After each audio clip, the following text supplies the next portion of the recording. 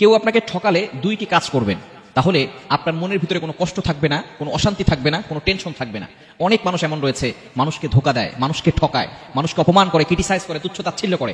আপনাকে যদি কেউ ধোকা দেয়, কেউ যদি আপনাকে ঠকায়, তাহলে এক নাম্বার যে কাজটা করবেন সেটা হচ্ছে আপনি আল্লাহ তাআলার শুকরিয়া আদায় করবেন, বলবেন আলহামদুলিল্লাহ, আপনি একজন মানুষকে চিনতে পেরেছেন যে আপনাকে ধোকা দিয়েছে, এতদিন আপনাকে বোকা বানিয়ে আপনার সাথে বন্ধুত্বসুলভ আচরণ করেছে, আপনার সাথে ভালো ব্যবহার করেছে, আপনার সাথে সুন্দর করে কথা বলেছে, আপনার সামনে আপনার প্রশংসা করেছে, বিপদে পড়ার সাথে সাথে আপনাকে ঠকিয়েছে, আপনাকে ধোকা দিয়েছে।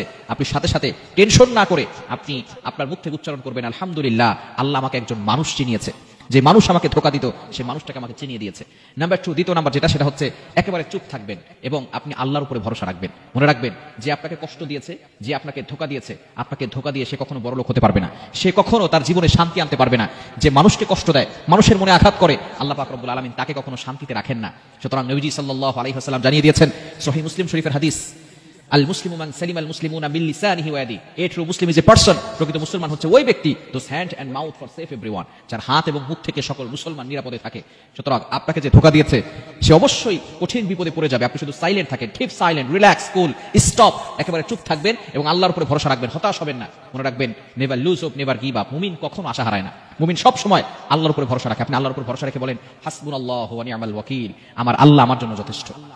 ইব্রাহিম আলাইহিস সালাম কঠিন বিপদে পড়ার সময় যখন বাবা পর্যন্ত ধোকা দিয়েছে, বাবা সন্তানের পাশে দাঁড়ায় নাই, বাবা নমরুদের পাশে দাঁড়িয়েছে, সন্তানের পাশে দাঁড়ায় নাই, সে আগুন প্রজ্বলিত করা হয়েছে, ইব্রাহিম আলাইহিস সালামকে আগুনে নিক্ষেপ করবে, তিনি সেদিন বাবার কাছ থেকেও অবহেলিত হয়েছেন এবং তিনি সেই সময় কাউকে তার সাপোর্ট হিসেবে মেনে নেন নাই। তিনি বলেছেন আমার আল্লাহ আমার জন্য যথেষ্ট, হাসবুনাল্লাহু ওয়া নি'মাল ওয়াকিল। আল্লাহ পাক রব্বুল আলামিন ইব্রাহিম আলাইহিস সালাতু ওয়াস সালামকে এমন ব্যবস্থা করে দিয়েছিলেন, জিবরাইল সালাম গিয়েছিলেন যে আপনি চাইলে আমি আগুন নিভিয়ে দিতে পারি।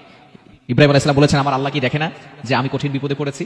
যদি আমার আল্লাহ চায় আগুনে আমাকে নিক্ষেপ করা হোক আর আমি আমার জীবন বিলীন করে দেই, তাহলে এই জীবন যদি লক্ষবার দেওয়া হয়, লক্ষবার আল্লাহর জন্য জীবন, আগুনে শুধু নয় যে কোনো জায়গায় এই জীবনটাকে বিলীন করতে প্রস্তুত আছি। কিন্তু আমার আল্লাহ যদি আমাকে হেফাজত করতে চান, দুনিয়ার কারো কোনো উপকার আমার দরকার নেই, আমার আল্লাহ আমাকে হেফাজত করবেন। হাসবুনাল্লাহু ওয়া নি'মাল ওয়াকিল। সূরা আল ইমরানের 173 নম্বর আয়াতে আল্লাহ তাআলা জানিয়ে দিয়েছেন ইব্রাহিম আলাইহিস সালামের কথাটা, হাসবুনাল্লাহু ওয়া নি'মাল ওয়াকিল, আমার আল্লাহ আমার জন্য যথেষ্ট।